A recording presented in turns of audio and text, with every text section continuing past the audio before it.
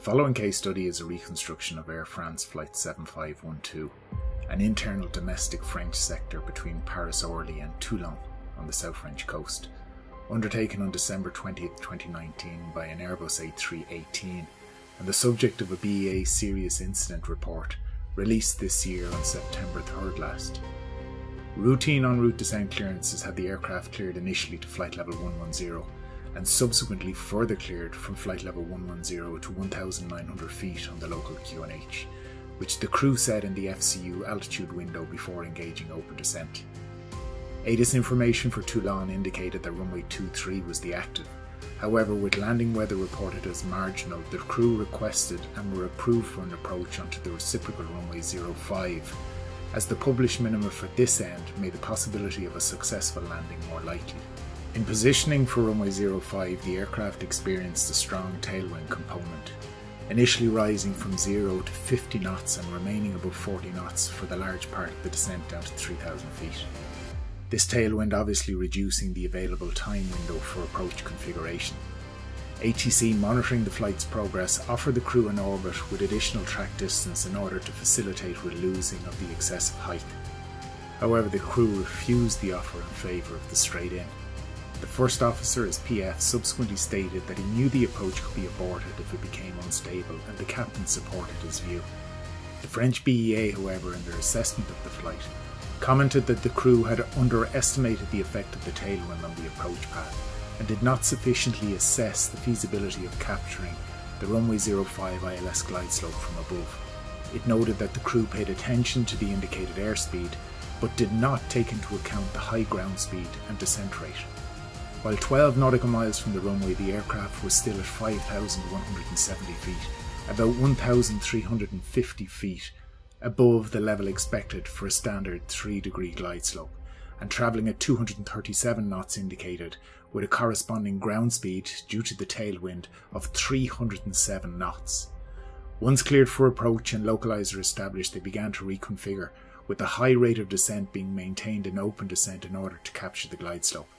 The aircraft passed the final approach fix at 5.3 nautical miles from the runway at 2,200 feet, still 500 feet above the published altitude of 1,700 feet. With such a high workload environment, the crew failed to notice that the FCU altitude window was still set for acquisition of the previously cleared altitude, that being 1,900 feet. As they finalised the landing configuration, they ultimately failed to realise that the autopilot in entering Alt Star had started to level the aircraft. The prevailing conditions at the time remained IMC. Having failed to intercept the 3-degree glide slope and while flying level at 1,900 feet, with the approach mode still armed, the aircraft subsequently intercepted and captured the false 9-degree glide slope. The implications were that the glide slope signal to the aircraft's guidance system reversed, causing the autopilot to generate pitch axis commands in the wrong direction. The aircraft's pitch attitude thus increased from an initial value of 1 degree to 30 degrees nose up over a 20-second period. This caused the indicated airspeed to deplete rapidly, with the resultant application of significant engine thrust, until the point where increasing angle of attack and low energy state triggered the audible speed warning and activation of the aircraft's alpha flow protections. The crew disengaged the autopilots and set toga, with the first officer making forward manual inputs on the right-hand side stick to recover. The minimum indicated airspeed reached was 96 knots. The aircraft subsequently made a second approach to an uneventful landing. What follows is the BEA's FTM reconstruction. The reconstruction commences with the aircraft at about 15.5 miles from touchdown. Autopilot 2 is engaged with the FO as PF. 1,900 feet is set in the FCU altitude window, the gear is up, flaps are set at 0 with full free speed brake being used. Navigating towards the final approach fix in nav, and at this stage we just about have an indication of the ILS glide slope. Localizer is alive, and as we turn final in nav, the approach is armed.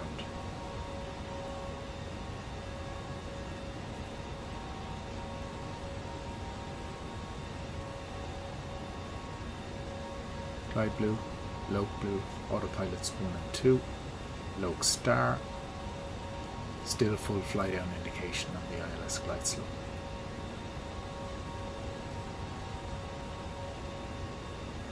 Rate of descent is reduced somewhat as the speed is wound back.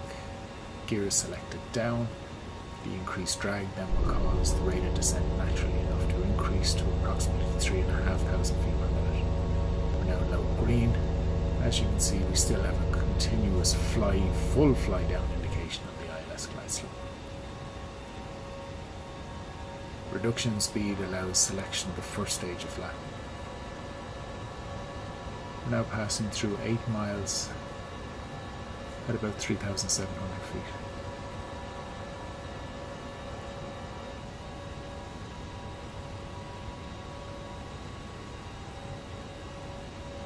Seven miles at about 3,000 feet. 1,900 feet still set in the FCU altitude window. And there we have speed Al star as it acquires the 1,900 feet. Rate of descent reduces, but apparently this goes unnoticed by the crew due to the high workload. Power indications start to increase and the crew select manage speed in order to get the aircraft to decelerate back towards VIA. As the aircraft decelerates, there's further opportunity to reconfigure. Flap 2. We're now alt, level at 1,900 feet. Flap 3.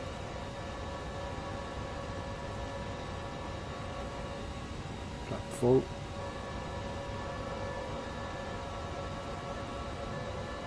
Speed brake is now cancelled. And as we're level at 1,900 very shortly, we'll capture the false 9-degree glide slope.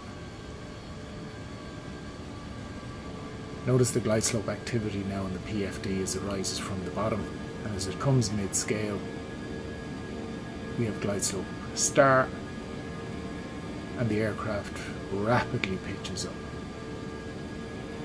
Speed washes off, toga, alpha floor, autopilot disconnect.